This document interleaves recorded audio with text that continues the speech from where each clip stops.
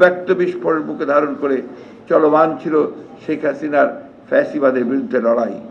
বস্তুত 2024 সালের গণঅভ্যুত্থানে শহীদ হন 422 জন, 2023 সাল পর্যন্ত শহীদ 1551 জন, গুম 423 জন, রাজনৈতিক দল ও সাধারণ মানুষ মিলিয়ে প্রায় 700 জন, আসামি 60 লক্ষ, মামলা 1.5 লক্ষ। এসব কেবল বিএনপির ত্যাগের পরিসংখ্যানই নয়, বরং বাংলাদেশের দ্বিতীয় স্বাধীনতা অর্জনের পথে দলটির অবিচল সংগ্রাম ও অবদানের প্রতিফলন। আমরা বিশ্বাস করি, যারা গণতন্ত্র পুনরুদ্ধার আন্দোলনে যুক্ত ছিল, গণতান্ত্রিক প্রতিটি ব্যক্তি, দল, সংগঠন, গোষ্ঠী তাদের সকলের আত্মত্যাগের যথাযথ স্বীকৃতি না দিলে তবে ইতিহাসের প্রতি অবিচার।